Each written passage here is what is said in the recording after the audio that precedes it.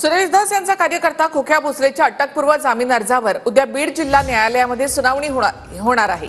अटकेची कारवाई टाळण्यासाठी खोक्याची धावपळ सुरू आहे, तर सतीश भोसले माध्यमांना सापडतो पण पोलिसांना नाही असं म्हणत अंजली दमानी यांनी टीका केली आहे।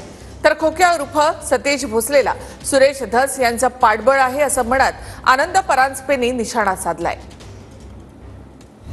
सुरेश धसांचा कार्यकर्ता खोक्या भोसलेच्या अटकपूर्व जामीन अर्जावर उद्या दुपारी सुनावणी होणार आहे। अटकेची कारवाई टाळण्यासाठी खोक्याची धावपळ सुरू झाली आहे। आता माझी दहशत कशी आहे, माझी दहशत अन्याय जिथं करीन तिथं दहशत आहे, अशा गरीबावर दहशत नाहीये।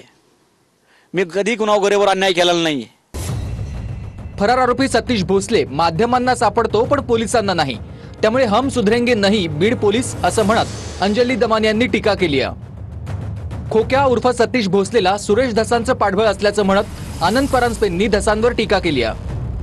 हम नहीं सुधरेंगे कारण सतीश भोसले हा व्यक्ती बीड पोलीस पण तो फरार आहे आणि आम्हाला मिळत नाहीये, पण तो माध्यमांना मिळतोय। हे जे सगळं चाललंय ना, पहिलं पोलिसांना आणि या यंत्रणेला सरळ करण्याची गरज आहे आणि या सगळ्या आमदारांना खरंच आता मुख्यमंत्र्यांनी समज देण्याची गरज आहे की आतापर्यंत हे झालं, याच्या पुढे चालवून घेतलं जाणार नाही। त्याला आका सुरेश धस यांचं पाठबळ असल्याशिवाय तो चॅनलला अगदी निवांत होऊन गाडीमध्ये मुलाखत देतो, बीड पोलिसांना तो सापडत नाही। त्यामुळे त्याच्या डोक्यावर आकाचा हात असल्याशिवाय हे शक्य आहे का? आष्टीचे आका कोण आहेत हे आता महाराष्ट्रासमोर येत आहे। मुंबईसारखे गँगवॉर पोलीस थांबवू शकतात, तर हे खोक्या बोक्या पिल्ल आहेत। या खोक्या बोक्यांमुळे बीड बदनाम होत असल्याचं म्हणत आव्हाडांनी टीका केली आहे। तर ज्याची चूक झाली त्याला फळ त्याचं मिळायला पाहिजे अशी प्रतिक्रिया खोक्या भोसलेच्या प्रश्नावर जरांगेंनी दिली आहे। त्या मुंबईसारख्या गँगवर जर पोलीस थांबू शकतात तर मला वाटतं महाराष्ट्रातले खोक्या बोक्या टोक्या मोक्या हे सगळे छोटे पिल्ल आहेत। बीड बदनाम होतं या सगळ्यांमुळे, सगळे नेते बदनाम सारखं बीड बदनाम होतच आहे।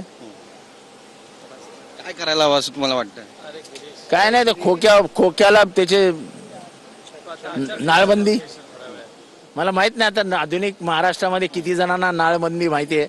नाळबंदी हा एकच उपाय आहे। आपण कधी चुकीचं समर्थनच केलं नाही ना। ज्याची चूक झाली त्याला त्याचं फळ मिळालं पाहिजे या मताचे आम्ही। त्याची चूक झाली तर त्याला फळ मिळालंच पाहिजे। समर्थन केलंय का त्यांच्यावनी?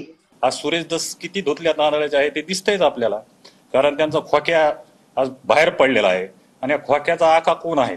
मग ह्याच्या माग हा सुरेश धस नसतील एक हे कुठून सांगता येईल?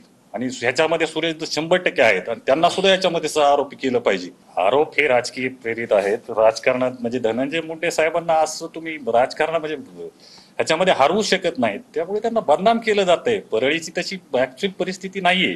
ही घटना जी घडली आहे ते अतिशय दुर्दैवी आहे। त्याचं कुणीच समर्थन, जो ज्याला माणसाचं काळीज आहे असा कुठलाही माणूस त्याचं समर्थन करू शकत नाही।